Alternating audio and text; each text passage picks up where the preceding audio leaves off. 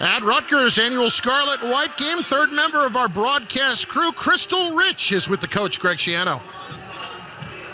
Coach, great to see you again. Everyone is so excited to see what happens at the quarterback position, whether Noah Vedral keeps his starting position or one of the younger guys in Gavin Wimsatt or Evan Simon Ernan. What have you seen out of those three guys leading up to this spring game? I'll tell you, they've all improved. I'm pleased with their progress, but it's been a real good competition. So I'm anxious to see tonight, some fans in the stands, the lights are on, let's see who shows up. Your offensive line went through 10 different combinations last season in 12 games. You have since bolstered the depth there. How much closer are you now to where you want to be? We're a lot closer, but we're not there yet. We're figuring it out, but we've made huge strides, and I'm excited to see how we do tonight, but most importantly, when we get to the fall. Coach, thanks so much. All right, thank you. Well, we are underway. Gavin Wimsatt will get an opportunity a little bit later on as we see Noah Vedral for the White connect with Joshua Youngblood. Second year in the program, transfer from Kansas State. And Vedral, we were talking about earlier, he's a guy that has a lot of experience under his belt, and he's a guy that's not going to make the big mistakes, and he also can make plays with his legs as well, Eric. Yeah, we also got to talk about his toughness, Chris. We know how tough he is. The guy's battled through so many injuries, coming in left and right, getting battered, but still finds a way to come back in the game just when you think he's knocked out. And you earn your team's respect when you do stuff like that. So, Noah Vedral is that veteran back there that he's earned his team's respect. And in this play, he will hand off. That's Al-Shadi Salam inside the 40 and off to the races inside the 20-yard line. Al-Shadi Salam, the redshirt freshman from East Orange, New Jersey. He showed some speed on that play, Chris. Wide open hole on out. The defense lost their leverage, and he just took off, broke a few tackles, and he showed a little bit of that little burst. It looked like he had another gear right there. 37 yards for Salam, a guy that has flashed quite a bit throughout the spring.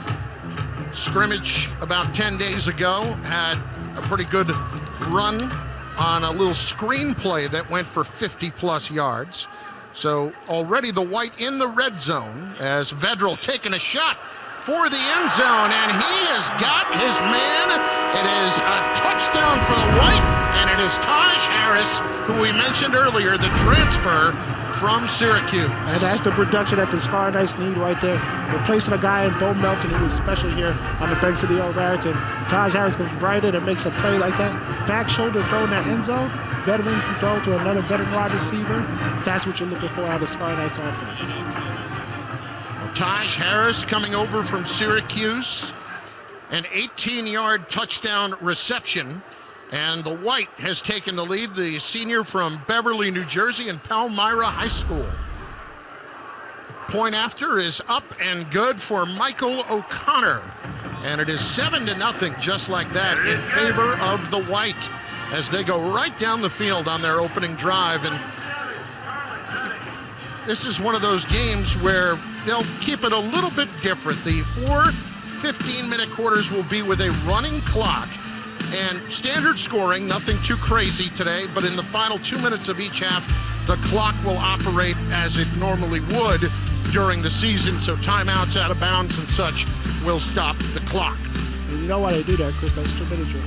Those are crucial times of the games where you need to practice those 2-minute drills. And oftentimes in practice, you don't get much time to practice those because of everything else that he's going to. So any moment that you get to do it, and you get to implement it right here in the spring game.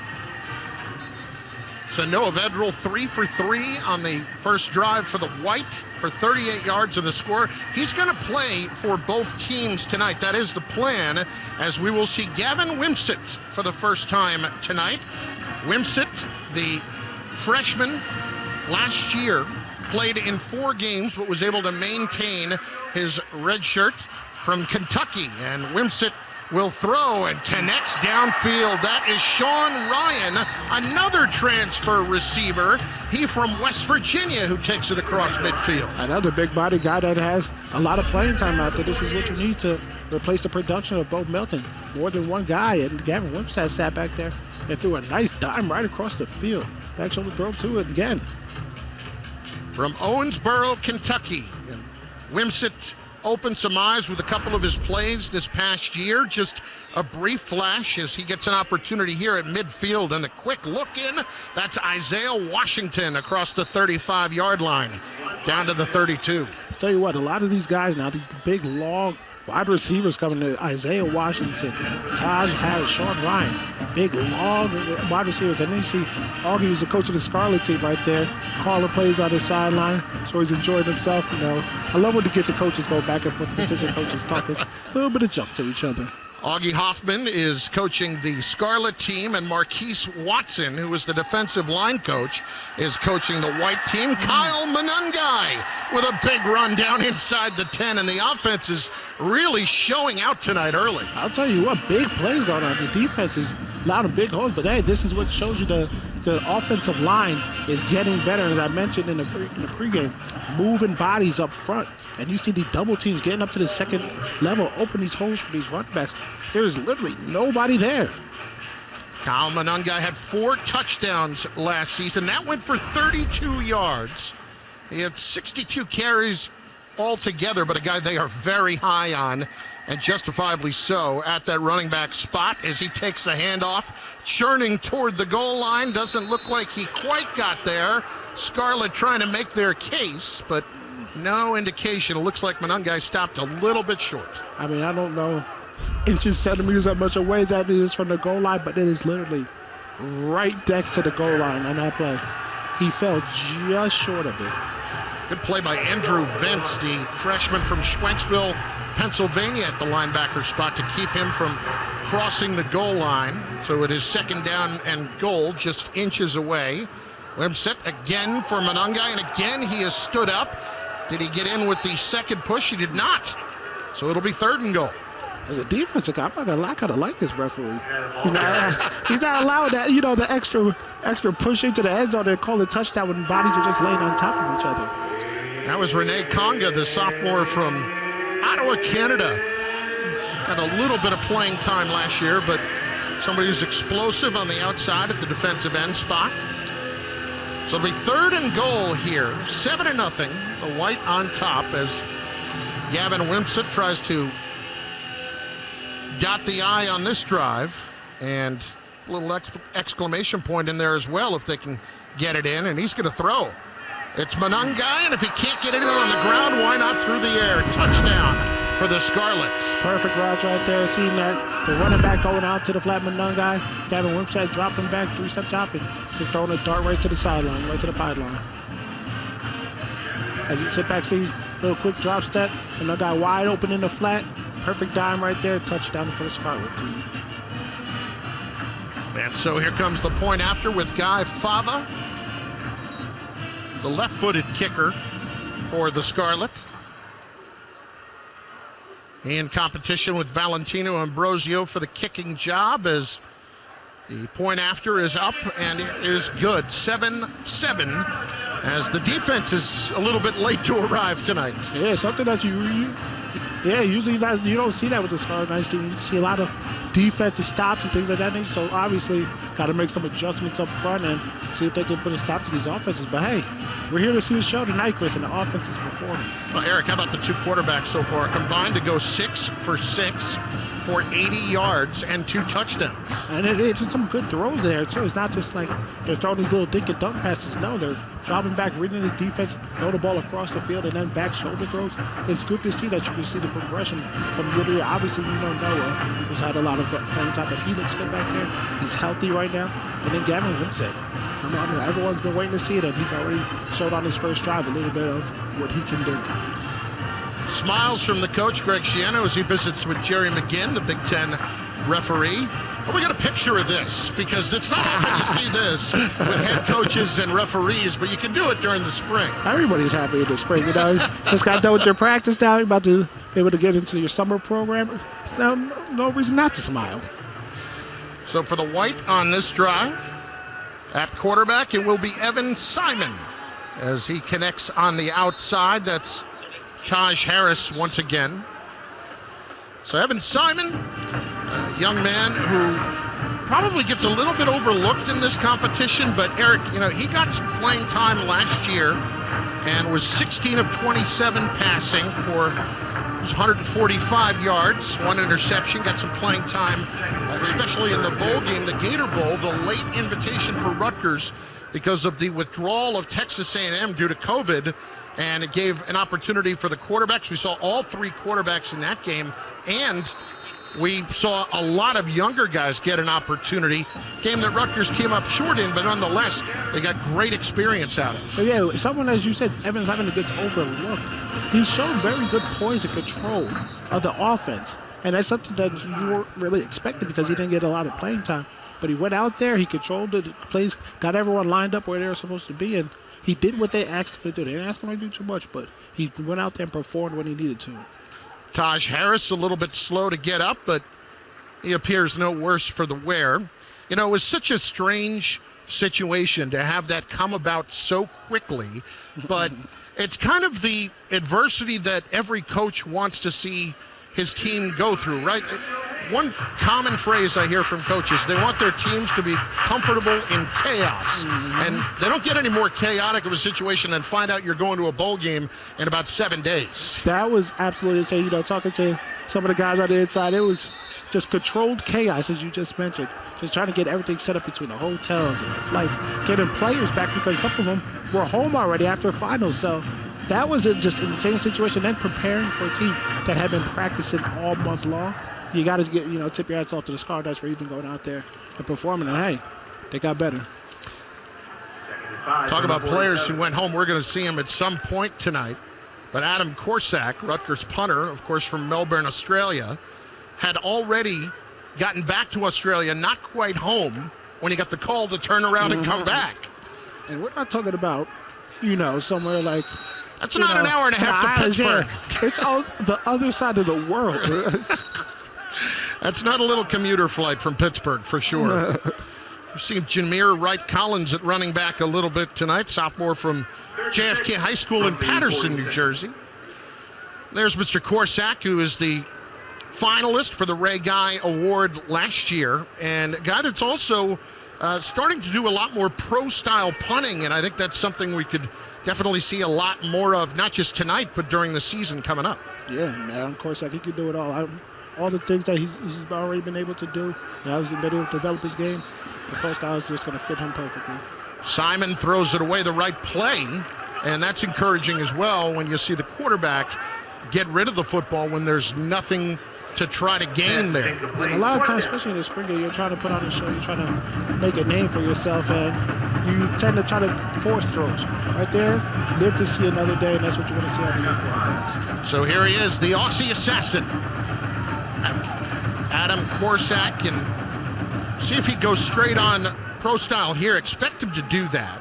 And as we see him just go straight away and boom it away, and does it beautifully down to the 10-yard line inside the 20. Nothing new there as Max Melton with the fair catch. And listen, this is interesting with Corsack because it's so different for an Australian rules type kicker that he has been for his career, but he also wants to be a guy that can take a shot at the pros, and it's something that you need to be able to do. But boy, it's hard to argue with what the results were last year. Eric, I mean, it was a surprise when the ball didn't land inside the 10-yard line. It really was. He shocked you when he did. The way that he places it off of his foot is just insane. And he treats it like, he said, like it's golf. When he's sitting there, when he's trying to, punt at a hole, it's insane how much control he has with that oblong football, whatever shape you want to call it. But he's just a special player. The net punt average set an NCAA record north of 45 yards per kick. Remarkable stuff. Even more remarkable, 120 consecutive punts without a touchback. Right now, a streak that is still alive. He's a true weapon in the field position game where coaches are always talking about is the battle for field position, He is a weapon because he flips the field almost every time he kicks the ball, and then he places it in the perfect spots for the defense to go out there, try to get a stop. Second series for Gavin Wimsatt, quarterback, as he tries to go for the little fade pattern down the sideline intended for Max Patterson. That was his first incompletion for Gavin Wimsatt from Owensboro, Kentucky. And Eric, he's a guy that got really thrown into the fire last year when Rutgers was playing at Illinois, and he had not played as of yet, a guy that enrolled early and joined the team 3 weeks into his senior season of high school. And at Illinois, he came off the bench on a 4th down play and completed this pass that helped lead Rutgers to a victory on the road. That was a crucial part of the game, to a completion that they needed. They did not want to give the ball back to Illinois right there. And let's just say Rutgers Nation blew up after that. That throw, a cross-body throw like that, stepped up in the pocket, dropped it, dime right into the chest of Bo Melton for that first down, hit him right in stride. And that was the start of Gavin Wimsatt's career. And let's just say we're looking forward to the future. Well, the Scarlet offense had a first down called back because of a holding penalty. So that will push them deep into their own territory.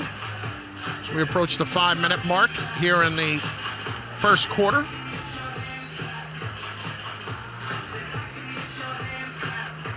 So this is going to be a 3rd down and 13 for the Scarlet. That's Matt Alimo, the tight end, going in motion as Wimsatt rolls out across his body. That looked like the throw from Illinois right there as he connects, but a little bit short of the first down to Victor Konopka, the tight end. Yeah, it's funny because, as a quarterback's coach and just coach in general, you're like, don't throw it across the body, don't throw it across the body. But he seems so in control when he actually does it. It's just like, well, it's like, no. Yes, type of deal. So Gavin Wimsatt again just showing his abilities and what he can do out there. And so here's Mr. Korsak once again to punt. He's punting for both teams tonight. Again, going with the straight-on pro style that he has adopted.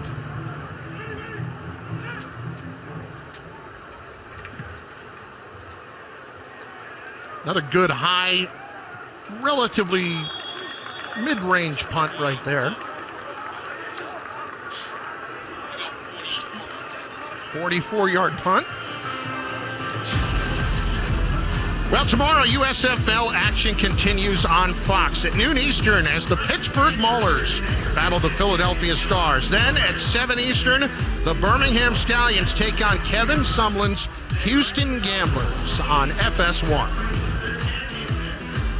Got a chance to watch some of the USFL last week, and I enjoy spring football in any way that you can bring it, especially here at Rutgers. But when you get a chance to see it in the USFL and then other opportunities for guys to try to continue their dream, it's awesome to get them to get a chance to see them go out there and pursue it. Yeah, the Jersey Generals were playing. I believe that's what it was, the Jersey Generals. Yep. And there were two plays right at the very beginning of the game where the 2 wide receivers going up and making big plays. And it was very exciting right from the get-go. So, like you said, more football in the spring.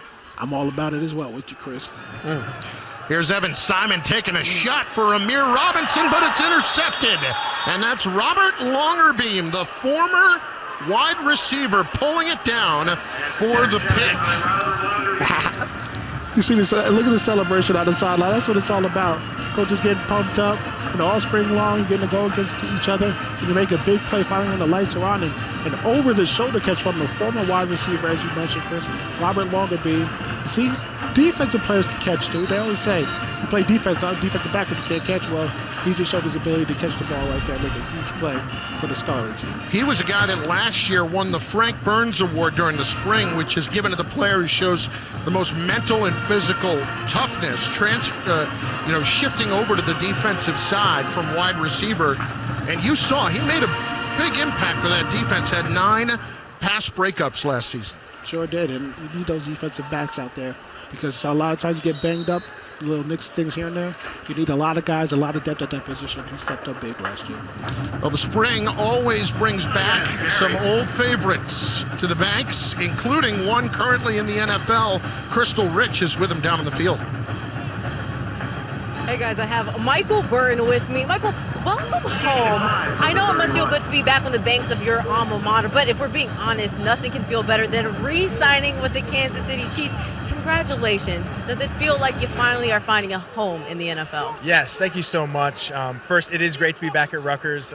Love this place. Had an awesome time here, so it's been a while since I've been back, so it was definitely great to be home. And yes, it's awesome to sign back with the Kansas City Chiefs. That's what I wanted to do this offseason. Love the culture, love the players, love the coaches. Really excited to get back to work with these guys next week. Now, a lot of the student athletes out here dream of being where you are. What's the most crucial piece of advice that they need to hear when their turn happens? Yeah, I would say, look, you got to be the hardest worker in the room. You got to avoid distractions, surround yourself with really good people.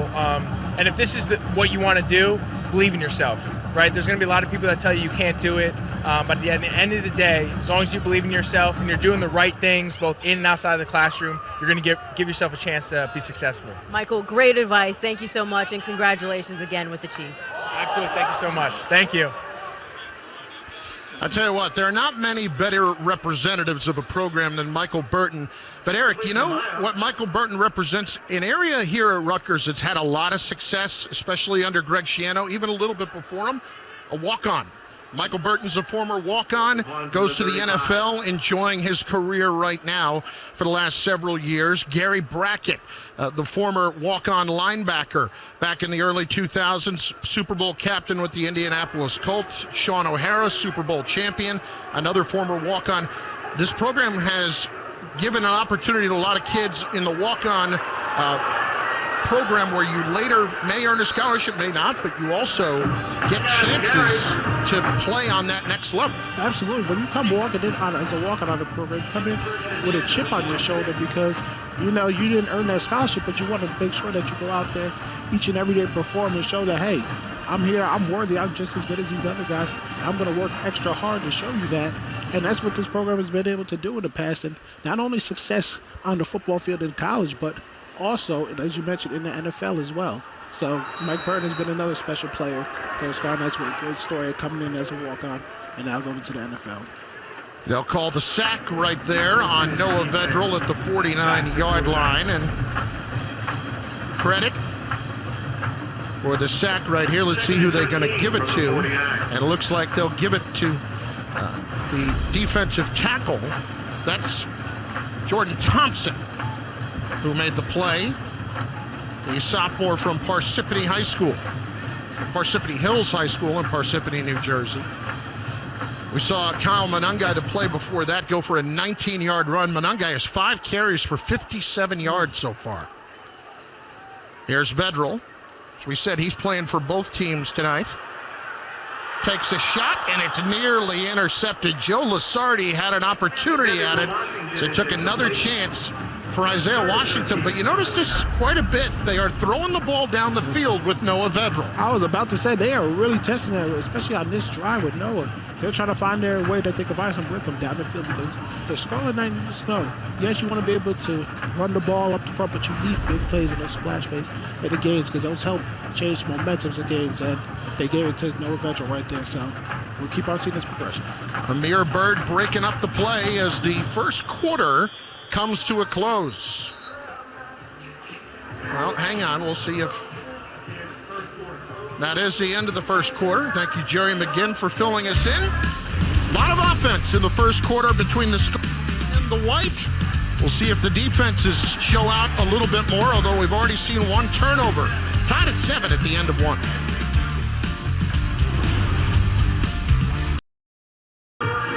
Start of the second quarter in Piscataway for the annual Scarlet-White football game. Tied at 7.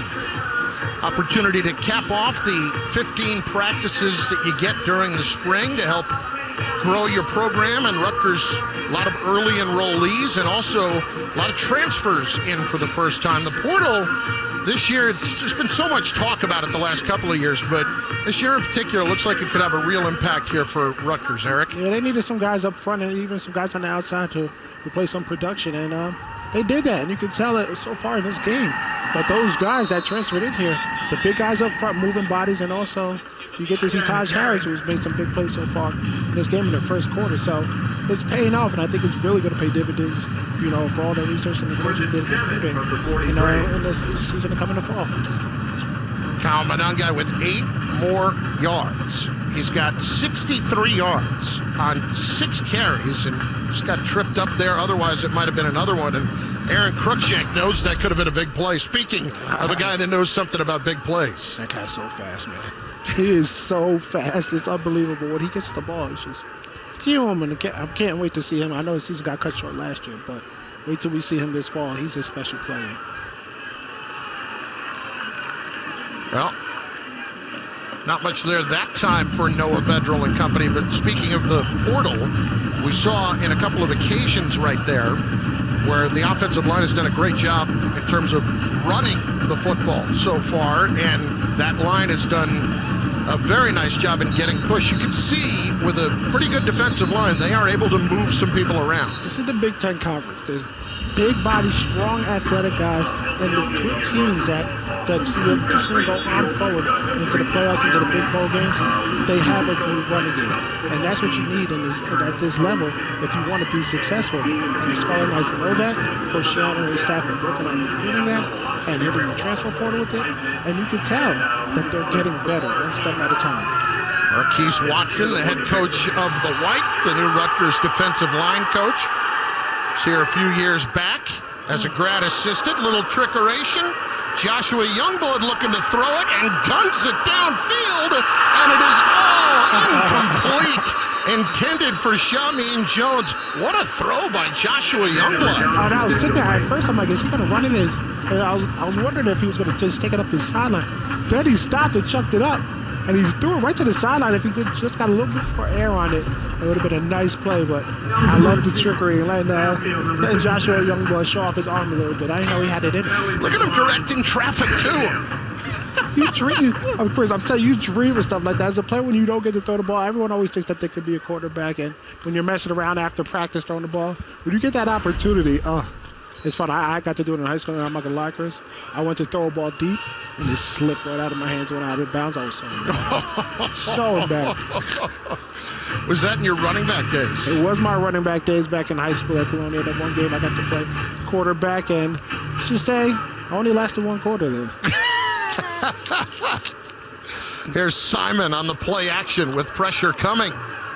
And wide open. It is once again Taj Harris showing some nice moves, but boy, the quarterbacks have been really on target with their mid-range throws tonight. That's a pretty good sizable one that went for 26 yards. And that's what you want to see, those throws that are 10 to 15 yards down the field, not the ones that are only 5 to 6 yards. You get those little dinkies and ducks past the screen plays that you need.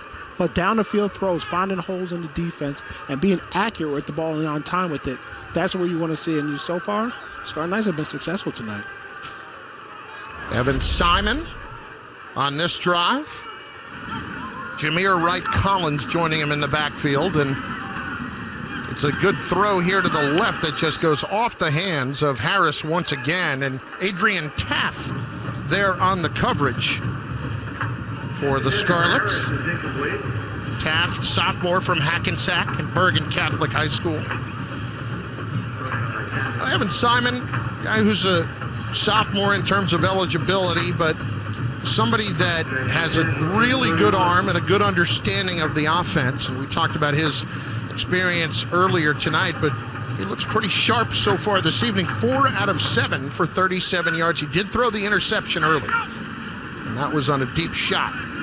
There's Wright-Collins out of the backfield. A nice open field tackle for the Scarlet-Knights, and that's Max Melton. And we saw the impact of Max Melton as a corner in his freshman season. Eric, this is a guy that has a bright future in front of him. He sure does. He has a chance to be elite.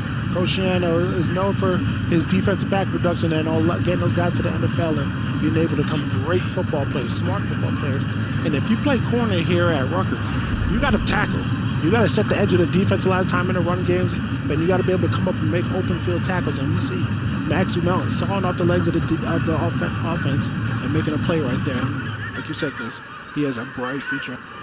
To your point, Two guys who played corner here, the McCourty twins, in Devin and Jason, both still in the NFL. And, of course, Logan Ryan still in the NFL as well, who was a terrific corner. Duron Harmon, a safety here at Rutgers as well. So those guys, as you said, you got to be able to do it all. And one of the things that Bill Belichick always said about Devin McCourty, smart, and when he came here, he's one of the examples why he liked Rutgers football players when he got them with the Patriots. He won't let him go. He just signed another deal with them. Yep. I think it was a one-year deal with them. He will not let Devin McCourty go because of how special that he is. And he said the smartest player he's ever drafted. And that's coming from Bill Belichick. So here is Guy Fava on 4th and 3 to attempt a 42-yard field goal from the right hash. And the kick is up and no good. It doinks off the left upright. It had the distance, but could not quite sneak inside the upright. So the young man from Don Bosco trying to build his case to get an opportunity as the team's place kicker a little bit more. Just not quite able to sneak it inside the upright. He definitely was up on that goalpost at least, so you know he has the leg to do it. And you just got to get a little bit more accurate and get it inside, but showing off that leg, knowing that he can go out there, he just has to make it. During our third quarter tonight, we're going to visit with Coach Schiano more as he will be mic'd up and we'll be able to talk to him and get him as a third man in the booth, so to speak. So that should be some fun. Make sure you're locked in for that. So he said that'll be in the third quarter tonight. And he'll also have a special guest interviewing him later as well. Yes, he will. We'll keep that one under wraps till you see it. Victor Konopka with the reception, and Gavin Rupp at quarterback for the Scarlet. Rupp from Florida, and a young man that went to Berkeley Prep High School, a sophomore from Tampa, and it was the school that a couple of Coach Schiano's sons went to and played football at. You know Coach Schiano down in Florida, Bruce. Loves some of those football players down there. I mean, Sunshine State produces some great talent, and he goes down there and recruits every year and gets some good guys. Just out of the reach of Rashad Rochelle, the freshman wide receiver, former high school quarterback. A little bit too high from Springfield, Illinois, another one of those early enrollees. You're starting to see that more and more often nowadays because these early enrollees getting out of graduating high school early and getting right into the college football program so they can get a spring under their belt before they even get on campus and they understand the college life before some of their other fellow of college recruiting class comes in and being able to get that advantage. Here's the 3rd down and 3 as Rupp connects for the first down out to the 40-yard line, and it's Sean Ryan, transfer from West Virginia with a 9-yard pickup. A lot of guys now right now, you're saying with short hands, but not too many balls on the ground that are thrown right at them, not drop passes. The incompletions that we've seen have been a little bit overthrown or either behind. So the balls that are coming into them and accurate, there's not a lot of balls on the ground. That's exactly what you want from that wide receiver position. You saw Gavin Rupp just there listening in his ears, in his helmet for the play tonight. And if you're wondering if that's new, well, of course it is. It's not a rule in college football yet, but they did employ that tonight here at the spring game. Rutgers giving their quarterbacks an opportunity to get the play called in. Gives you a chance down the line to get used to what it's like in the pros as well, but also just something that maybe college football adopts eventually, and you get out ahead of the curve on it. Yeah, the NFL, because I think it was 15 seconds before the... Correct, that's when it gets cut off. Okay. There's a quick throw out to the left, and that's complete. Parker Day getting popped on the far sideline by Shaquan Loyal. Oh, man, that's another guy with a bright future. Shaquan Loyal, a young guy coming in, laying a wood from the safety position. Hey, wasn't out of bounds, too. It was a legal hit. Yeah, I love to see that. And a little flex on him after, too. Let him know. Sophomore from Westside High School in Newark, New Jersey. Got a couple of opportunities, including in the bowl game down at the Gator Bowl against Wake Forest to play later in the year. They feel pretty good about his future at corner.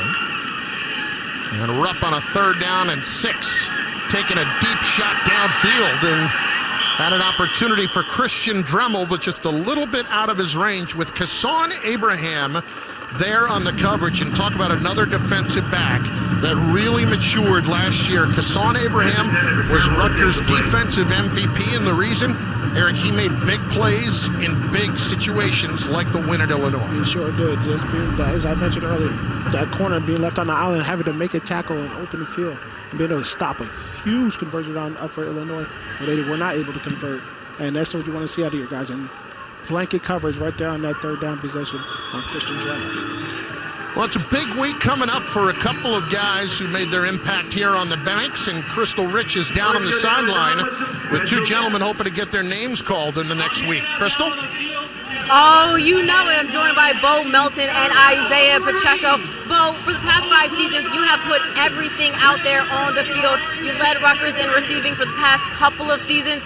What do you take away from this program as you pursue your professional career? I take the family trust chop with me everywhere. So I know it's been a long career. It's been very good. I have very good coaches, and Coach Schiano's been a great coach here, so I'm always going to take that family trust chop with me.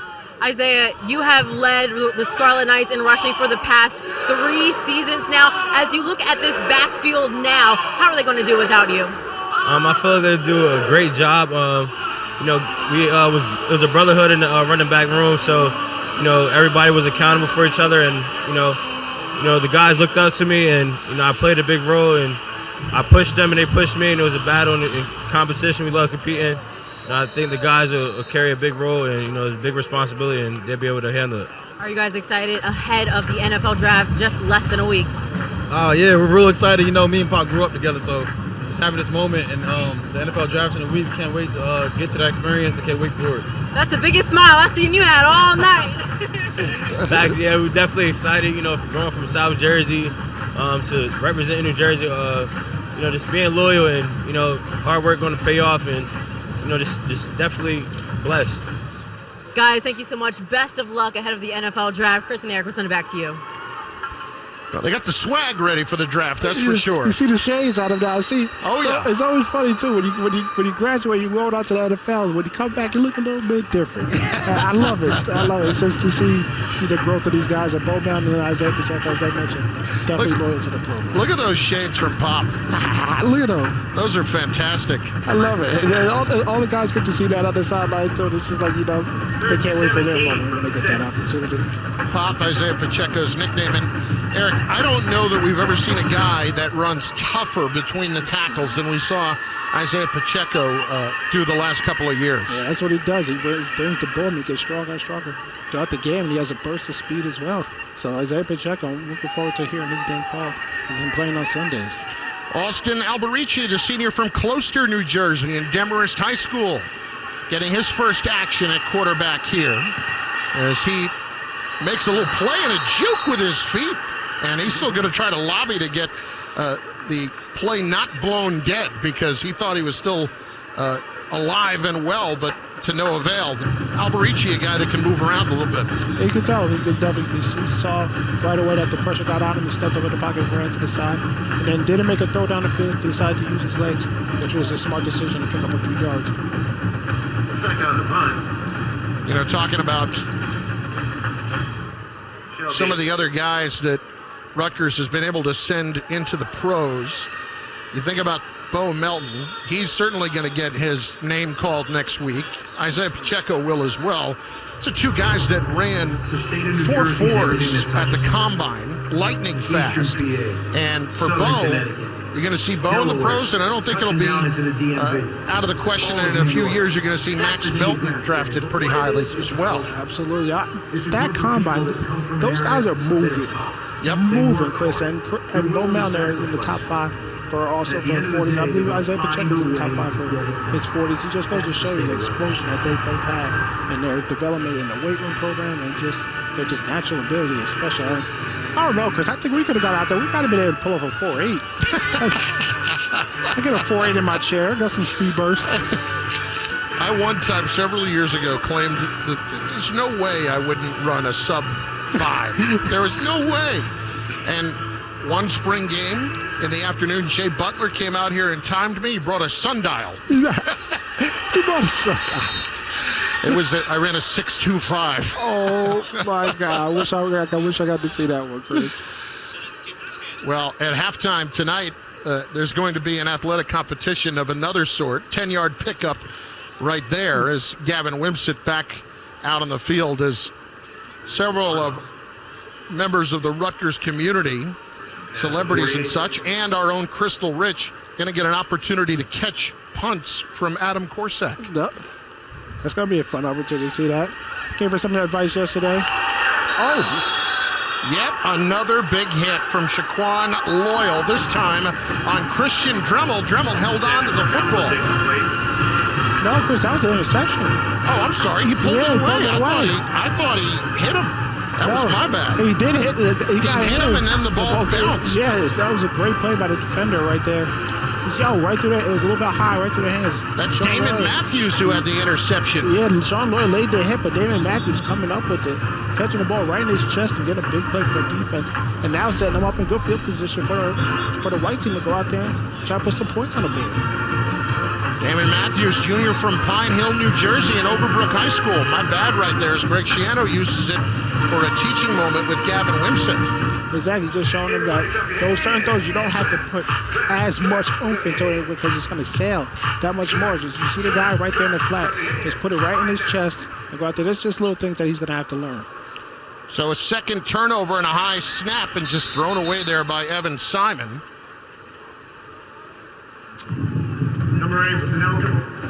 Well, we were telling you earlier that Sean Gleason, the offensive coordinator, is radioing in the plays tonight to the quarterbacks. And there he is up in the booth talking to the quarterbacks. Each quarterback's helmet is outfitted with the receiver so that they can hear the play call.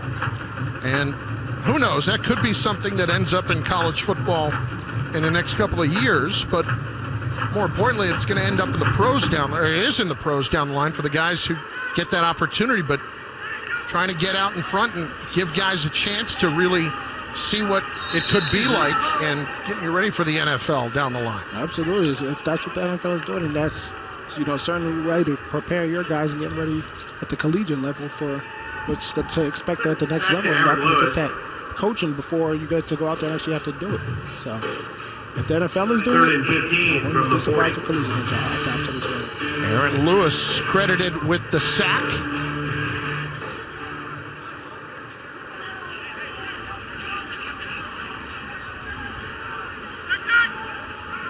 So a long 3rd down and 15 here for the White. Simon connects.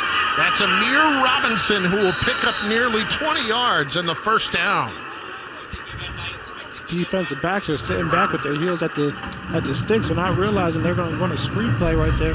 Leave the open field. Great blocking down the field by the wide receiver positions and making sure that Amir Robinson had a clear lane to get to that first down. That's Johnny Langan out there throwing the block. Johnny football, doing whatever he needs to do out there for the team. That's the type of guy he is, whether he's playing quarterback, tight end, which he's now a full-time tight end, blocking, catching balls. That's what he's all about. Amir Robinson, the sophomore from Vauxhall, New Jersey. Former first-team All-State player. On the handoff here is Al-Shadi Salam, shoved out of bounds late as he stretched it out. Picks up 8 more to the 33-yard line. Yeah, Salam, as you mentioned, Chris, he had a great spring, getting better, showing some of his abilities, getting an opportunity to carry the ball last year. It was a little bit tough for him with Isaiah Pacheco back there and a lot of other guys in Aaron Young, but he's going to show what he could do, and he has a little bit of explosion. And whereas we see a little wiggle to him, too. Earlier had a 37-yard run at his second of the night, officially a 7-yard pickup as the clock approaches 5 minutes left in the first half. Evan Simon with the play action and the quick throw and the completion to Shamin Jones with longer beam right on top of him, but enough for the first down for the White. That's another guy, Shamin Jones, who's been a big possession wide receiver here on the bench. He's played a lot of football, and he finds a way to get conversions on 3rd down and be able to get those routes where he got those tough routes running across the middle. The little 5-yard out routes. Shamin Jones is succeeding in that. And also, we've seen him get a few touchdowns, when he takes the top off the defense. So he has the ability to do that as well. Well, it's a lot to replace with Bo Melton. Shameem Jones last year had 34 catches and averaged about 10 yards per catch. But with Bo Melton and his 55 catches, big playability.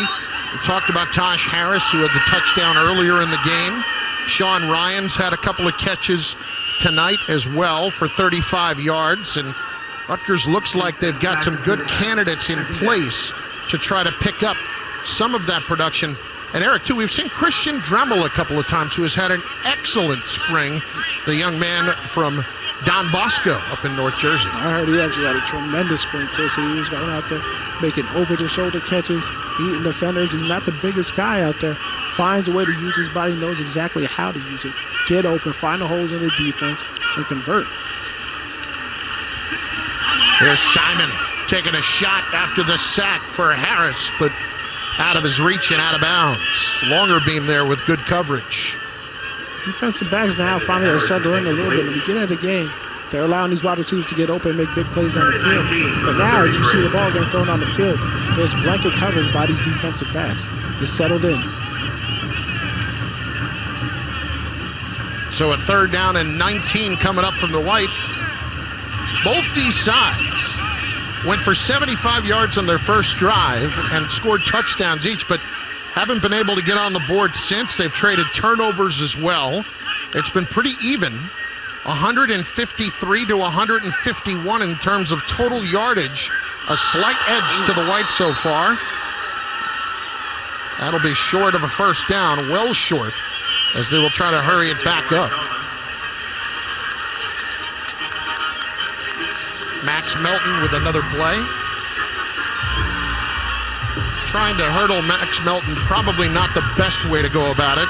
It's a 10-yard gain, but it looks like they may go for it here, the White, on 4th down and 9. And they will. Youngblood and Harris at receiver, along with Jones, and Langham, the tight end, in motion. Simon with the pressure coming. He's going down. He is sacked by Henry Hughes Jr. Big man coming up the middle. Well, a guy that had a huge year and a huge career on the hardwood for Rutgers, standing by with our Crystal Rich. Crystal? Guys, Geo Baker can hardly take 2 steps out here without all the fans calling his name. You have obviously provided the Scarlet Knights fans with so many amazing memories here. What is one of your favorite memories as a Scarlet Knight? Oh, man, I have a couple. I'm thinking last year when we beat Clemson, first win in a long time in the NCAA tournament for Rutgers. That was something that was super special. And then just, other memories like this, just coming to football games, being with the guys, being with the Rutgers community. Like, this place is special, man. It really is. And, just enjoying my time. I think what everyone wants to know is what is next for Geo Baker. I know you are very active in the NIL world. Yeah, I'm honestly, like I said, I'm enjoying my time right now, so still trying to figure everything out. But, in terms of NIL, I've been doing a bunch of different stuff. Most recently been doing the Rutgers fan club Discord, which has been awesome. Just connecting fans to the athletes. It's been super special. Just getting to hear all these different stories from both the athletes and the fans. Getting them in one place has been something that's been super cool. So just continue to build that. It's going to be special. And with that, you have donated a portion of the proceeds to a very special cause. Can you tell us about that? Yeah, for my cameo, I was donating to Ukraine. The people who were struggling out there. And shout out to Cameo. They made it really easy for me to do, and that's what NIL is really about. It's not just about yourself and making money. It's about networking. It's about so many different opportunities and helping people at the end of the day. So it's been great. Geo, thank you so much. Eric and Chris, I don't know if you can hear that, but there were Geo Baker chants right behind him. Literally every step that he takes. We sure could. And he's used to that by now because he's gotten that all over campus over the last 4 or 5 years. And a guy that was not heavily recruited, Steve Peichel saw something in him, and Geo had said at the time, all these schools that passed up on me, they're going to know the name, and they certainly do by now. Yeah, sure, he's locked his legacy here at Rutgers as someone that came here, as you said, really not really recruited by anybody, and able to leave a footprint where he is going to have his name chanted all the time, as you mentioned. Crystal just mentioned Geo Baker because of the moments that he had for us and here watching him. It's been a whole lot of fun. And he's also involved with Discord. That's something that you're involved with him with. Yeah, absolutely. So we always want to look for ways to connect the Rutgers community. And when Geo reached out to me about the whole Discord situation, I said, you know what? That's perfect. He's very smart. He's very bright. And I love to listen to what he has planned for him in the future with his businesses. And I love partnering up with him and getting that Discord started. And seeing the fans in there, I'll tell you, interacting with them. Rutgers got some passionate fans, and it's all different parts. It's all different sports. So it's been great to connect with the community.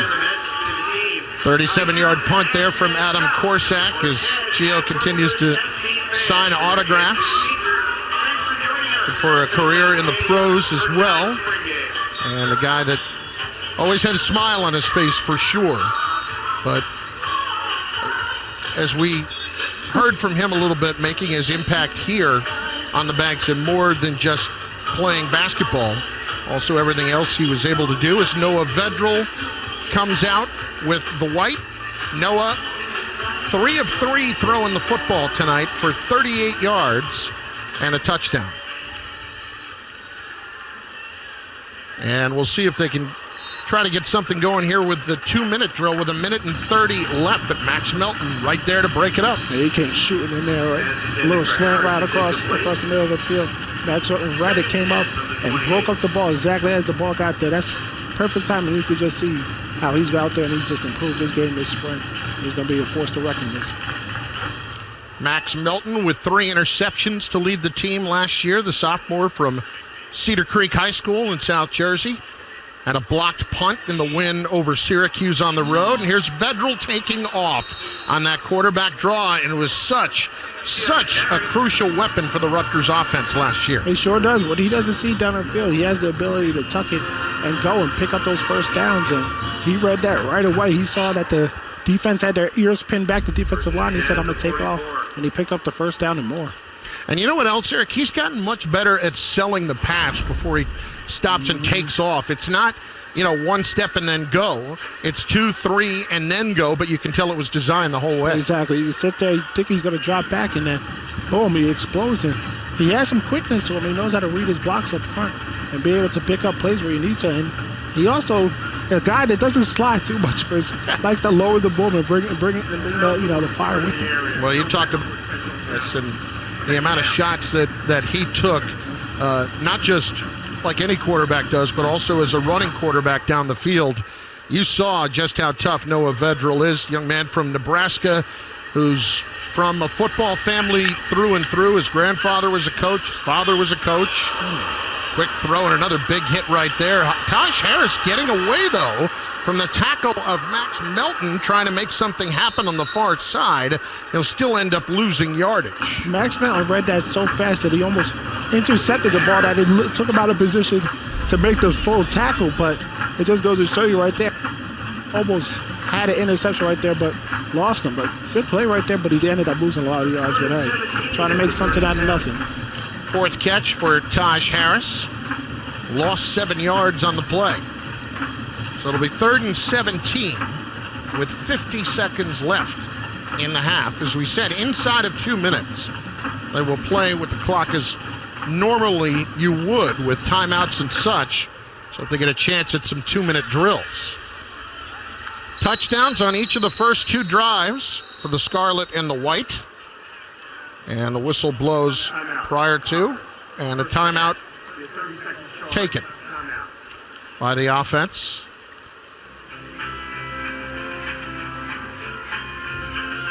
Well, the schedule in the fall shapes up to be a pretty difficult one, as it's always going to be in the Big Ten, but even out of conference as well. Rutgers on the road for 2 of their 3 out-of-conference games to start the season, including Labor Day weekend at Boston College. Yeah, Boston College, a game that's probably circled on the calendar because of all the recruiting implications that, Boston College and Rutgers always battling for the same Northeast guys over here in New Jersey and up, as Coach mentioned, all around the state of Rutgers. So that's a big game for them on the road. And then you see they got to go down to Philadelphia, where they also battle for recruits with the South Jersey area. So big recruiting implications in those games coming up. Opening up the Big Ten schedule at home against the Hawkeyes of Iowa. Here's Vedral on 3rd down and long. dumping it left but incomplete, and Jameer Wright-Collins is probably better off having not caught the ball. Yeah, because Bryce Melton was staring there right down the barrel. If he would have caught the ball, it probably would not have ended up pretty for Jameer Wright-Collins. And so the White will punt it away. Out to punt for the White is Mike O'Connor as Christian Dremel goes back deep for the Scarlet. That trip to Boston College, a place that Rutgers used to play routinely when both were back in the Big East when Greg Schiano first got here on the Banks back in 2001. So he's familiar with that trip to Chestnut Hill. And, of course, now Boston College, a member of the Atlantic Coast Conference. Temple was in that old Big East as well, so these teams, these programs, all very familiar with one another. Absolutely. Coaching staff, crossing paths with each other, so know each other's personalities and whatnot. So it's good. You get this. I love to see games like that when guys know each other. They've been at battles with each other, against each other, and now going out there and see which program is going to be on top. So here comes Gavin Wimsatt. In the first half so far tonight, 5 out of 9 for 62 yards, 1 touchdown, and 1 interception. That was the one thrown to Damon Matthews earlier with 34 seconds left on the clock, and they will run it. The Scarlet will. Kyle Manungai, who's had a big night tonight, 7th carry, and a late flag coming in. Jerry McGinn, our Big East, or Big Ten, just speaking about the Big East, Big Ten officiating crew here. Unsportsmanlike conduct. Defense, number 51, his first of the game. 15-yard penalty, automatic, first down.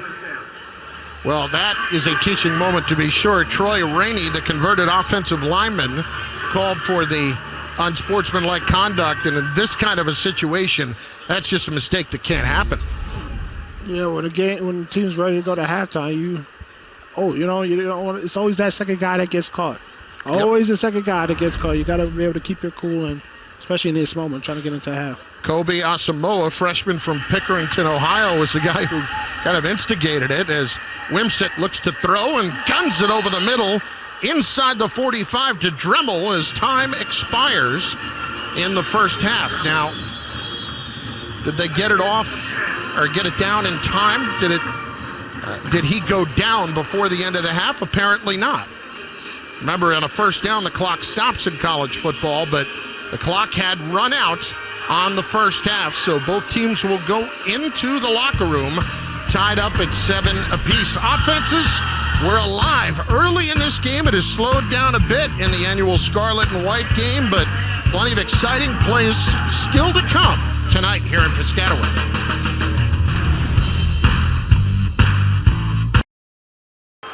Spring awards being handed out to Rutgers football players here at the half of the annual Scarlet-White game, and just announced Ireland Brown, the center for the Scarlet Knights, junior from Jamaica, New York, and transfer from Boston College.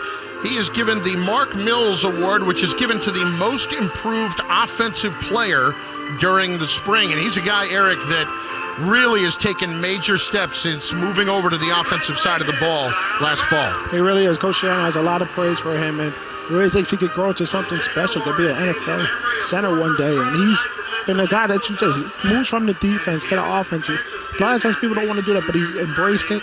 He's gotten better and better at it, and now he's going to be anchoring that offensive front. Then on the defensive side,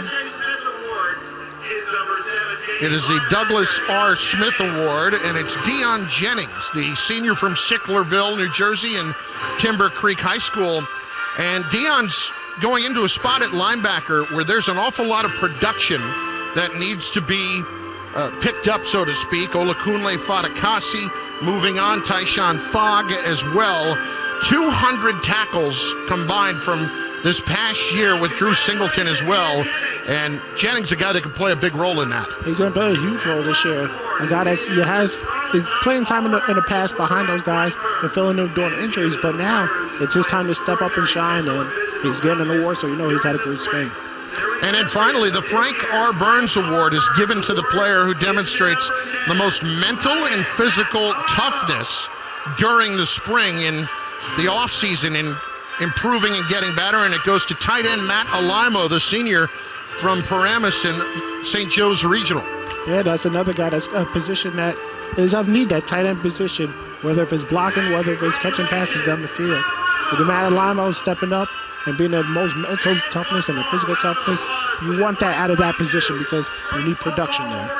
And Eric, as we see, it's Coach Schiano along with Rutgers Athletic Director Pat Hobbs, who today has got a lot of reasons to smile, announced a couple of hours ago that he has signed a contract extension to continue as Rutgers Athletic Director through 2028.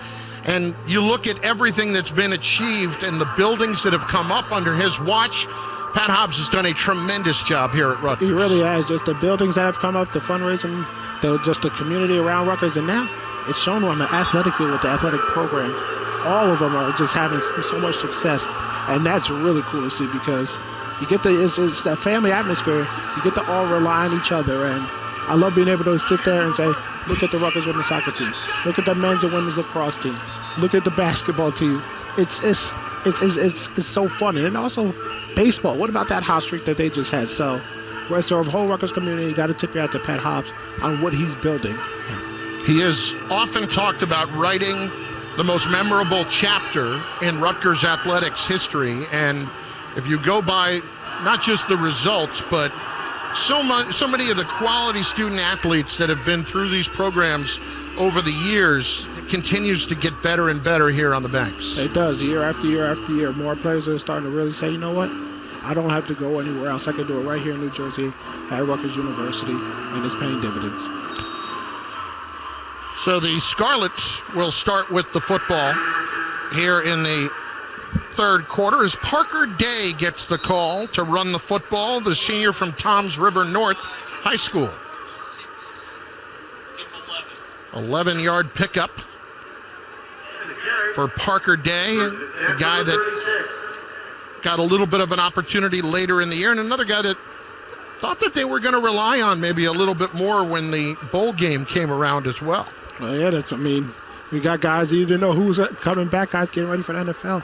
So he's getting his opportunity now to show what he could do and getting prepared for the summer coming up. He has shown nothing but perseverance during his career as Gavin Wimsatt throws it up in a little fade for Dremel, who pulls it down on the near sideline. What a catch for Christian Dremel at 5'9" and 185 pounds, going up and pulling that one down. And that's what Coach was talking about, how he's shown so many flashes during this spring, and he's really improved his game. And 5'9", going up and getting the ball on a fade route, pulling it and getting his feet down, making a big play for the Scarlet-White offense, and that's what you need to see out of Christian Dremel. I tell you what, if you're a quarterback and you know you can throw it up and your guy at 5'9" is going to make a play, you're feeling pretty darn good. Oh, that's for sure. So Gavin Wimsatt leading this drive for the Scarlet. And you're seeing some of the bigger guys they've got on that offensive line as they look to shore up that position. Kobe Asamoah, freshman from Pickerington, Ohio, out there, as well as Gus Zelinskis at center, sophomore from Englewood, Colorado. He got an opportunity to start later in the year. Brian Felter as well, from Bergen Catholic in Westfield, New Jersey. Yeah, these guys definitely look like they've been in the weight room and beefed up this spring. Look a lot bigger out there, and they're moving people. Wimsatt facing the blitz that time, throws it away on the near sideline. Well, Eric, when we watch a quarterback like Gavin Wimsatt, what are the biggest things that you are looking for in terms of maturation when you play your first year? And in essence, this is a guy that is still in high school. He's actually going back for high school graduation in Kentucky in a few weeks. And remember, he was an early enrollee back in the fall. Yeah, when you see Gavin play, first thing you want to make sure is he's getting the guys lined up in the right position, seeing where he needs to get his guys set up. Let's see if he can read the safeties, reading the defense before pre-snap. After the snap is thrown, we know he has the physical tools to throw the ball anywhere on the field. But now it's reading the defense, seeing it's just getting more reps to see what defenses are thrown at him, whether it's blitz, man-to-man coverage, that type of thing. So he's settling into it, and he has flashes. Coach has said there's some plays where you're like, oh, Gavin, you got to see that, but then there's other plays where you're like, whoa, how did he just make that play? And you can work with that. Well, he's got a 4th down and 4 here, so he'll get an opportunity to go for it with the Scarlet. The game tied at 7, and a little too much mustard on that pass intended for Rashad Rochelle, the freshman from Springfield, Illinois, as we head downstairs and welcome in the head coach, Greg Schiano, who is with us. And, Coach, good to be with you. We appreciate it. How are you? I'm doing well. How are you guys doing?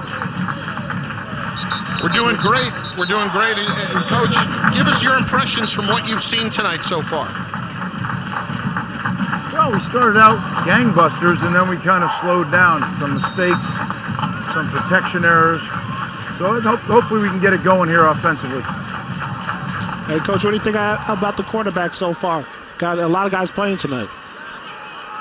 Yeah, they came out really hot, and like I said, they've settled down a little bit here. But we got to try to run the ball a little bit and see if we can, on cue right there, try to get something and then throw off of that. You know, Coach, the offensive line, you've done such a great job here in the transfer portal and bringing in a lot of guys who have experience. Throughout the spring, how have you seen the difference that they have been able to make? 2nd and 9 for the 38. Well, you know, they're split up now, but when they were together, I thought they really made strides. And I do think we're going to be much better. It's still a work in progress, though. This is going to be, it's not a one-year project. We're building the culture of an O-line room, and I think they're gotten a lot better, and we got to continue to improve. There's a pretty good-looking throw right there from Noah Vedral downfield, Coach. Yeah, he had him on the deep over. That was a nice throw and a good catch. I was just about to ask you, Coach, how do you think about the defensive backs playing so far? They've settled down, look like they're playing a little bit of blanket coverage on them, but then right there you find a hole in the defense. Well, if you have time to get that guy all the way across the field, you know probably going to complete that pass. Shamin Jones picking up 49 yards on the play. And to the near side, it's Jameer Wright-Collins trying to get to the corner. You know, Coach, where have you seen the biggest development in your team through the offseason so far? Well, I think physically we've gotten bigger, we've gotten stronger, faster. And some guys have just grown up, you know, the natural progression of a 17 and 18-year-old becoming 18 and 19-year-olds. There's a big difference in those ages. All right, you're in the red zone here, Coach. What are you looking for here? Well, I think we got to run the football. There we go, touchdown. There you go. Right on cue, Coach.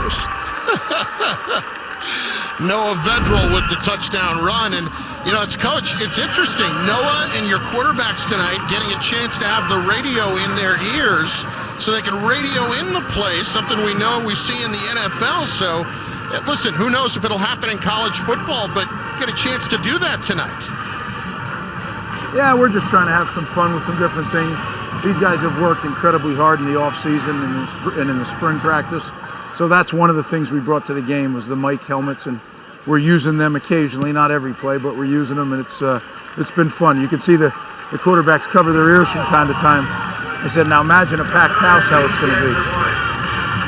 Absolutely, Coach. And can you talk a little bit about the wide receiver production?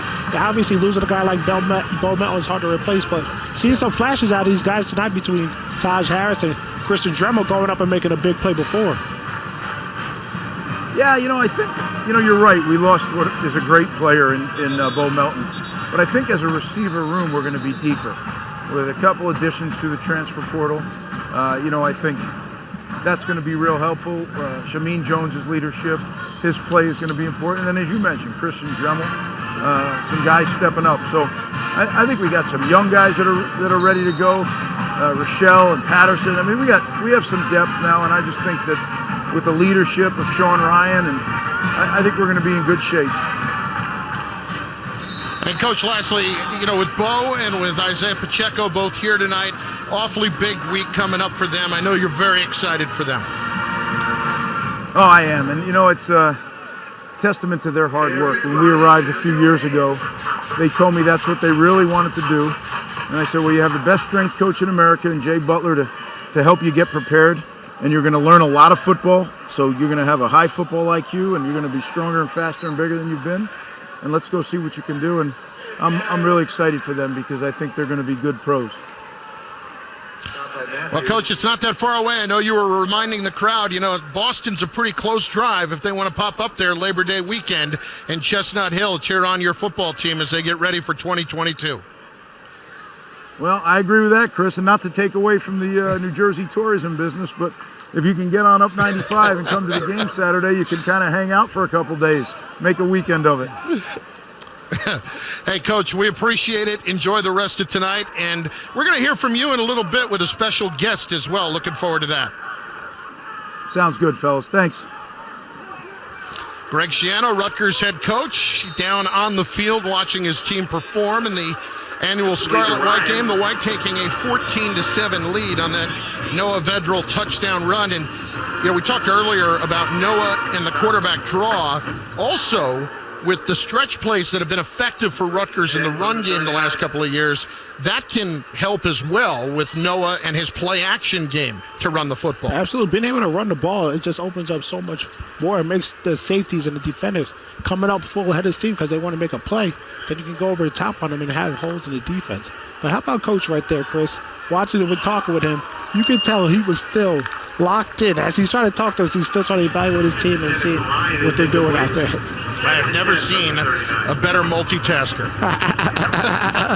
It's funny, too, because you sit here, he's talking to us, but I can just tell and hear in his voice that he's watching what's going on out there and seeing who's making the right play, who's making the mistakes, and what he has to correct, making a mental note of it. Now approaching the 6-minute mark here in the third quarter, Gavin Wimsatt, 7 of 13 throwing the football tonight. And right here, he will hand it off.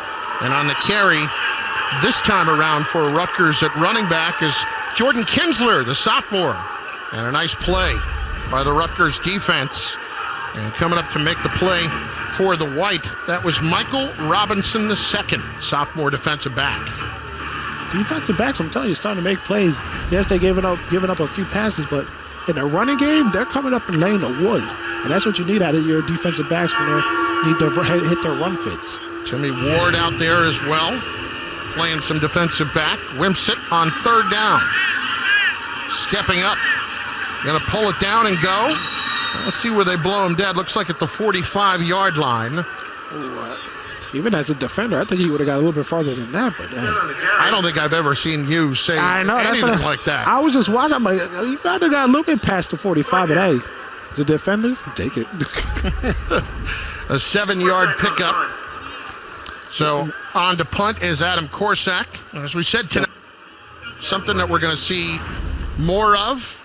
He has been a pro-style punter this evening. He's shown his, like you said, what is it? Aussie assassin. So he shows he got more tricks up his sleeve. So it's great to see him punting from the pro style. And once again gets it inside the 20-yard line. Let's get on to Crystal, who is standing by with Rutgers Director of Athletics, Pat Hobbs, who's had a big day today. A very big day. Today it was announced that you have signed a contract extension through the 2028 season. Congratulations. Thank you very much. What is your vision for the program moving forward? Look, we're going to keep doing what we're doing, right? You have good leadership in our programs. We got to invest in the programs, get great kids here, and we'll continue to win and have the success that we're having.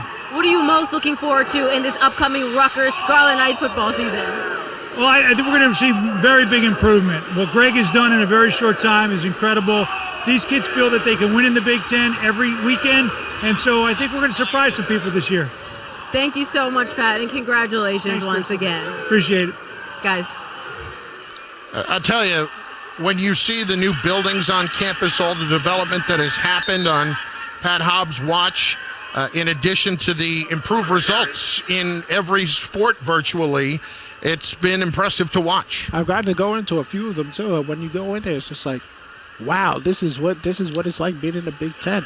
The facilities, everything is there for the athletes that they need to succeed on and off the field, which is pretty amazing how they've been able to, just raise the funds and everyone rallying around the Rutgers community to give back to these athletes that deserve it so much. Evan Simon, a quarterback for the White, And on the stretch play, turning on the Jets, that's Al-Shadi Salam from East Orange, New Jersey, making the big play. Yet another big run coming into that play. Salam so far tonight had 3 carries for 47 yards. And you can tack on another big one of 17. This is my guy right here. I like him a lot and how he's progressed. And he doesn't look like he's the biggest guy, but he runs through tackles. He's able to get up the field, and he has some speed to him as well. So watch out for him as an asset for this running back room for the Scarlet-Knights, because he's someone that's earning the playing time on the field, and he deserves it. Here's the throw to the outside, and it's Johnny Langan.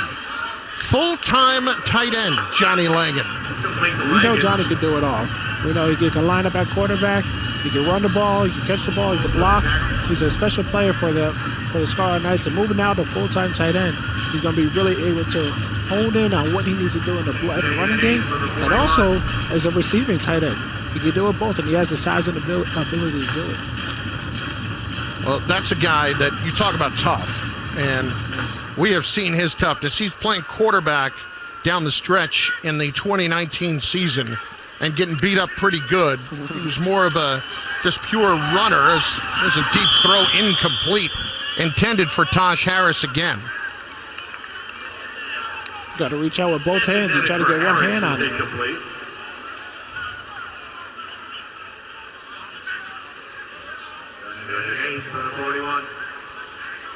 Well, 3rd down and 8 coming up.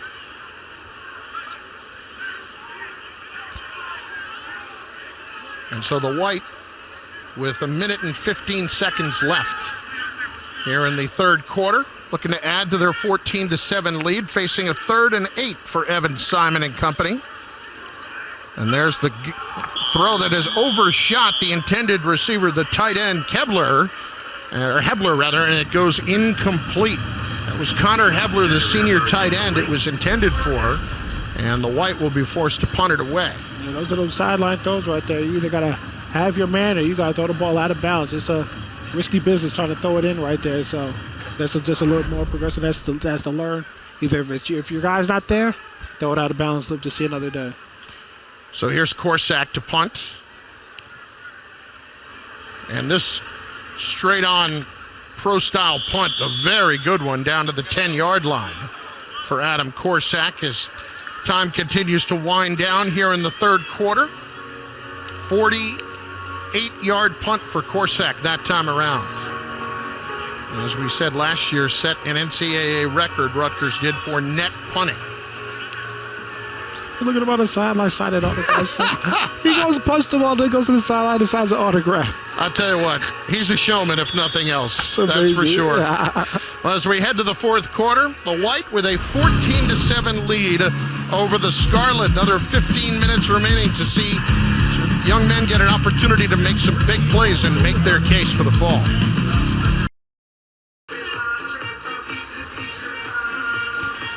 As we start the 4th quarter, Crystal Rich is downstairs with a special guest.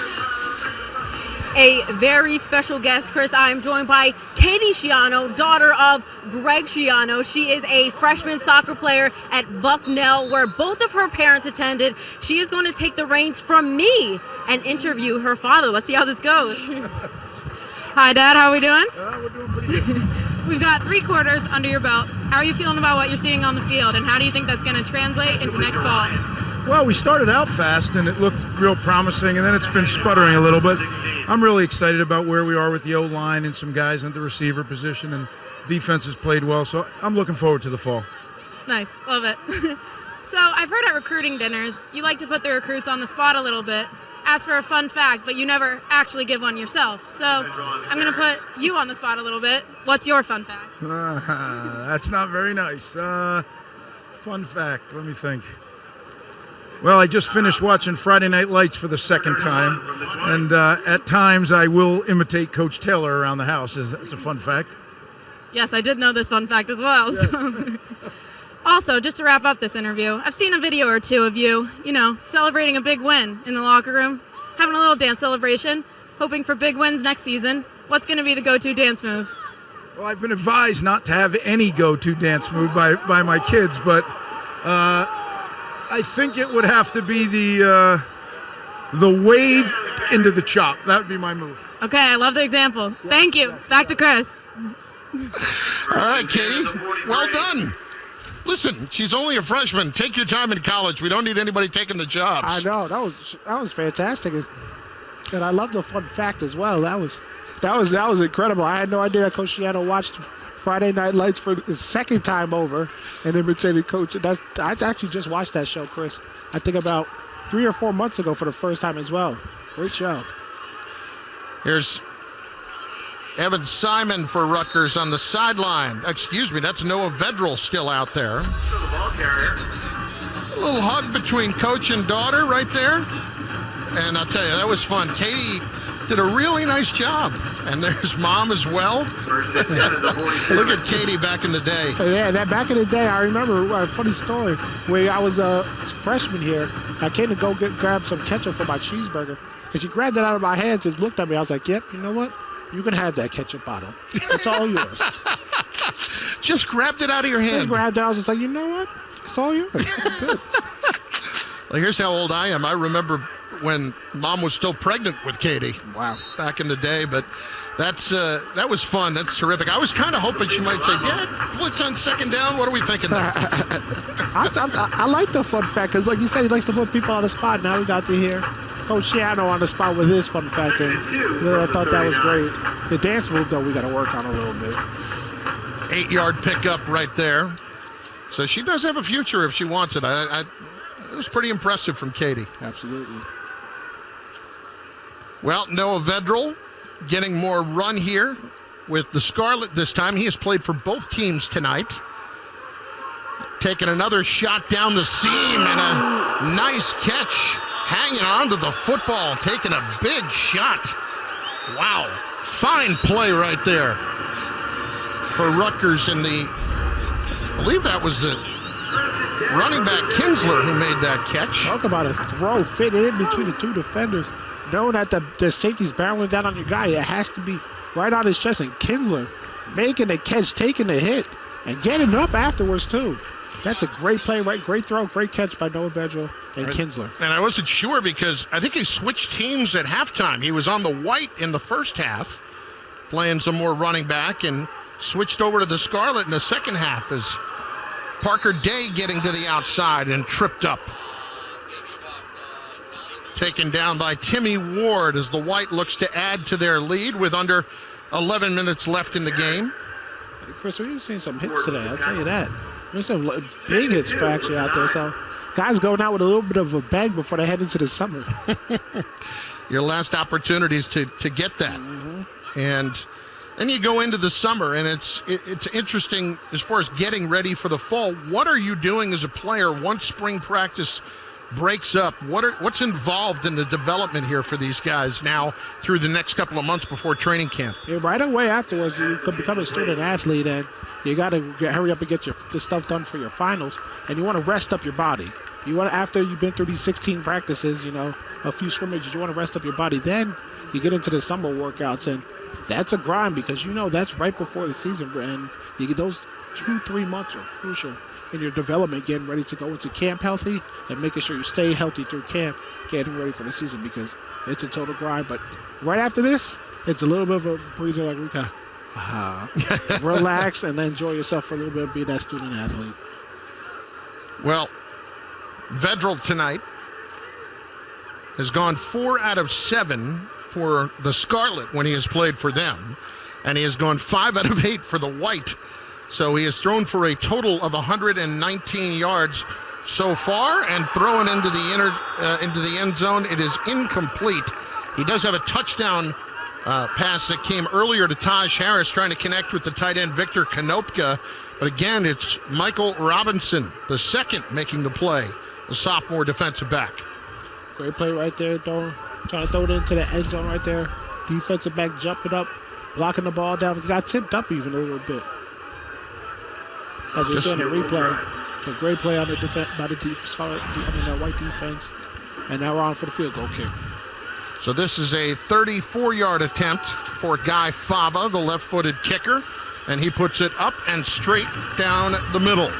So it's now a 17-10 game as the Scarlet has cut into the White lead. Well, coming up tomorrow, stream baseball live on the Big Ten Plus app when the red-hot Scarlet Knights host the Hawkeyes of Iowa at 1 p.m. Eastern. Don't miss the excitement. Download and subscribe today. And you mentioned that streak for Rutgers baseball, 16-game winning streak. It came to an end this week. Talk about being down in the 8th inning. I think 3 of those last 4 games they were down in the 8th inning and come back and had those walk-off wins. That's fun, man. That baseball team is fun to watch and fun to pay attention to. Steve Owens has done a fine job with that team, and walk-off home run the other day. As you alluded to, here's Austin Alberichi getting another series here for the White.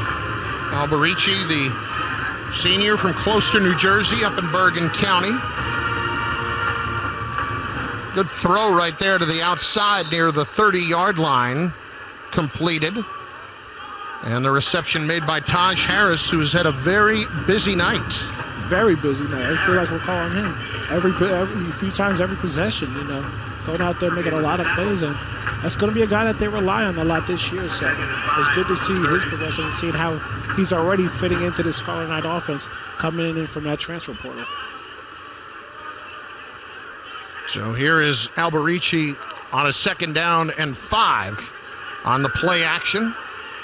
And he gets chased down from behind on the blitz for the Scarlet. Dominic Williams gets credit. No, excuse me, that's Austin Dean, the linebacker. Eric, he's a guy that got some playing time last year as a freshman, but the sophomore from Berkeley Prep down in Tampa, Florida, has shown an awful lot. Again, we talked about having to fill all of that production at the linebacker spot that they lost between Olakunle Fatakasi, Tyshawn Fogg, and Drew Singleton. Dean's a guy that they're going to look to be one of the key cogs in that linebacking core. They got an opportunity, and every time you get an opportunity to go out there and fight and try to earn a position, it's something that you can't take for granted. And you see, you're trying to make plays. You got to make sure that you're tuned in because, as you said, all that production is gone. But now it's for you. This is where the development of the program comes.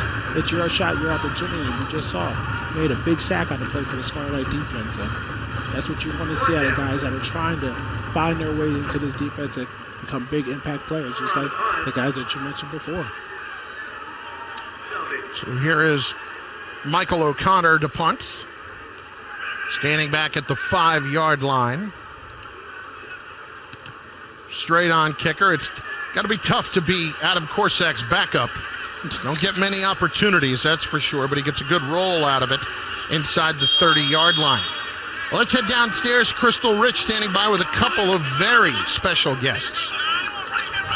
Yeah, that's right. Listen, the Field of Dreams is a park in Toms River, New Jersey. It is the brainchild of Christian, who is standing right next to me, and his wife, Kate. It is for children and adults with disabilities. Christian, this idea came to mind after your son was involved in a car accident where he suffered severe brain damage. But the park is not just for him, it is for everyone. Can you tell me about the passion behind this project? Yeah, I mean, obviously you have an injury where everything was taken away from him. He lost the ability to do anything. And then it was our idea, my wife Mary and I, to build a complex for those regardless of your age, regardless of your ability, because it's not only about kids, it's about, anyone who suffers, from a disability or a lack of ability to do things. Absolutely, and we're also joined right now by former MLB third baseman and forever Scarlet Knight, Todd Frazier. You donated $50,000 to build this park. What moved you to give? Yeah, I mean, it's something a good friend of mine, Christian, came to me and said, listen, we're doing something special here. And I know I've been knowing Gavin for all these years. It was the least I can do. And to help out people that are unfortunate and that are, just living their lives happy and go lucky, and to have this kind of field of dreams and excitement for these guys, it's going to be pretty awesome once it's fully done. I can tell Gavin loves you. He gets so excited when he sees you. And the man of the hour right here, Gavin is getting ready to play some football with the Scarlet Knights. He is very excited. Are you excited for your chance to get out there on the field, Gavin? Give me a thumbs up if you're excited. Yes, right. There we go. Fist bump. Thank you so much, Gavin. They are doing tremendous work. So if you know someone in Toms River, New Jersey, or nearby, make sure you tell them about this park. It's going to be awesome later. You're going to see young Gavin Kane, 10 years old, on the final play of this Scarlet-White game and attempt to score a touchdown on the final play. And it's such a great idea that the Kane family had. And that park and the playground for children and adults with disabilities is going up right near where his accident occurred when he was 19 months old. And, you know, Eric, Robert Wood Johnson Barnabas Health has been such a huge part of Rutgers athletics for so long. And they are building the RWJ Barnabas Health Field of Dreams, as we see a little trickery right here at the Ocean Orthopedic Complex down in Toms River. What an awesome idea. And Todd Frazier, no surprise to see that guy involved. Yeah, Todd Frazier is obviously awesome. He's all about what represents our family. But to be able to build a park like that for Gavin is special. Someone who else is a wheelchair user as well. You know, it's especially when people get to shine a light on a lot of times where people with disabilities get shine in the shade a lot. And knowing that now he can go to the park and having the ability to just go and be a part of that, believe me, it's special. And a lot of people that just found that they may not have a disability, they may learn about one and be able to understand and more compassionate for someone that's in Gavin's situation or someone in a similar situation as myself. So love being able to hear stories like that, and that's what it's all about. Well, the governor of the state of New Jersey, Phil Murphy, a big part of that as well, helping to raise the $400,000 to help build that park. And as we heard Todd Frazier, $50,000 in a donation to complete the RWJ Barnabas Health Field of Dreams, the Ocean Orthopedic Complex down in Toms River, a playground for everyone, children and adults with disabilities as well, and should be absolutely fantastic. And they are here and will be honored in just a few minutes tonight on the banks. It's a 14-10 White lead as they get the football back and see if they can put this one on ice, so to speak, Eric. A little 4-minute drill opportunity right here, 4-minute offense. And this is where you really see teams take the next step. When they have the lead, there's, like you said, 4 minutes left in the game. Can they go out there and run that clock down and end the game taking a knee? That's how you want to end the game when good teams were able to do that. So you don't want to give the Scarlet team back the ball again. We're going to see if they have the ability to do that right here.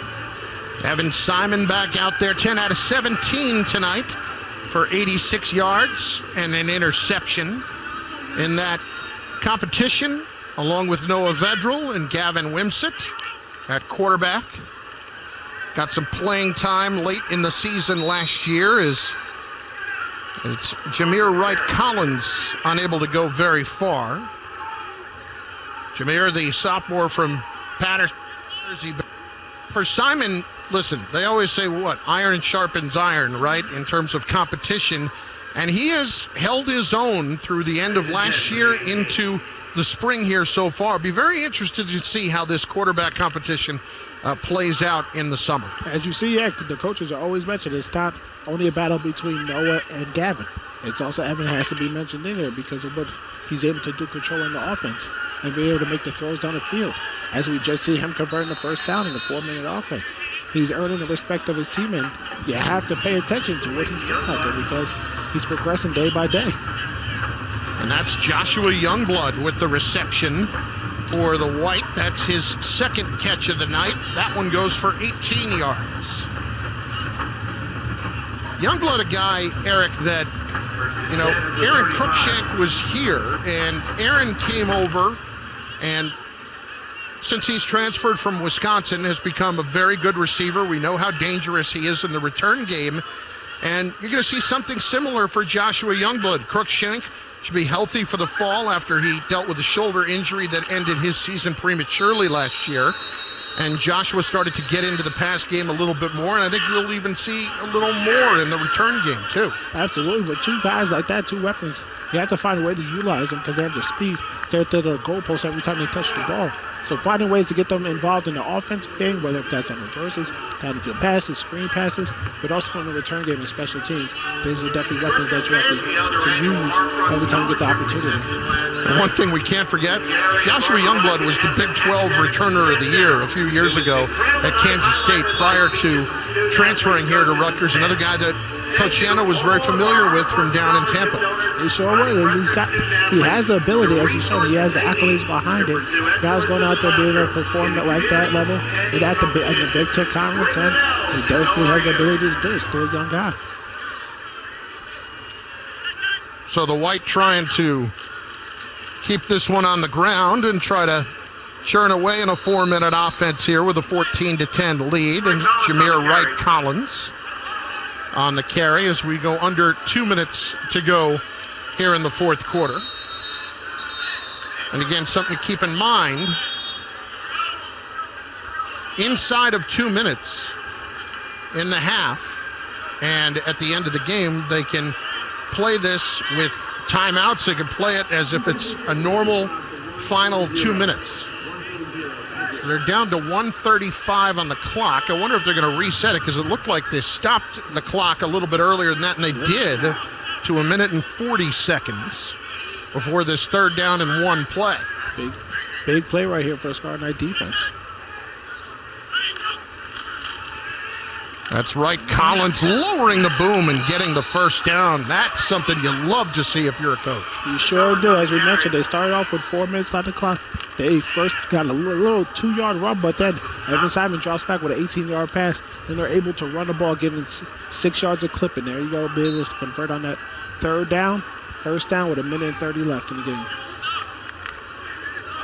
I wonder if they'll let the Scarlet call their timeouts here or not. Try to stop the clock. Does not appear that they will. One of the other things that's just so important out of the spring game, you want to get out of it as healthy as you possibly can. Exactly. That is crucial. You don't want to have an injury in the last minute that's going to hinder you going into the summer program. So being healthy right here, being smart, and going out there and playing smart football. Johnny Langen with the reception. Tight end spot. That's Langen's 3rd catch tonight.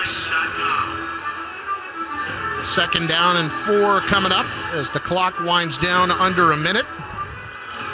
And we're going to see that very special play here in just a moment. Scarlet Knights tonight wearing a patch on their jerseys with the initials REM, or Robert E. Mulcahy, the former Rutgers athletic director who passed away this past February, was the athletic director from 1997 to 2008. And Bob hired Greg Schiano back in 2000, and such a big part of this community for a long time. And he is missed, to say the least, and a guy that just really was so instrumental in helping to build up Rutgers to where it is today. Absolutely. Got to know his family a little bit, with his daughter Deidre, Reinhardt, as his son-in-law, and then also just the way, I remember my freshman year was his last year. We were going down to the Papa John's Bowl and everyone chanting Bob Mulcahy and what he's been able to do with Rutgers athletics. It's truly something special here that everyone will remember. And his legacy definitely will live on. As we were talking about, you want to make sure that you're able to come out of this game healthy, and just as we say that, Gavin is coming out onto the field. Here comes Gavin Kane, 10 years old, and he will run this final play with Todd Frazier at quarterback, and that's his father, Christian Kane. Gavin suffered severe brain injury when he was just 19 months old in a car accident down in Toms River. And on that same spot, they are building the R.W.J. Barnabas Health Field of Dreams Ocean Orthopedic Complex for children and adults with disabilities. And Todd Frazier, the Rutgers alum and Toms River resident, out there to hand the football off to him and give him a chance to score at the end of this game and have a very special moment with his father as well. It's very cool. Very cool. These are moments that, the pictures that hung on the wall in their family, something that they'll remember for the rest of life. Look at Todd Frazier throwing on a jersey, going out there. it's really cool to see, and I love that we're doing here at Rutgers and just all over the country. These moments need to keep on happening for these families, for everything that they have to go through. So this is pretty amazing to see. They're drawing up the play right here for young Gavin, and you hear Christian giving out the instructions. That offensive line ready to get up there and block for Gavin. And as we said, you see Todd Frazier with that jersey. He'll play quarterback on this play.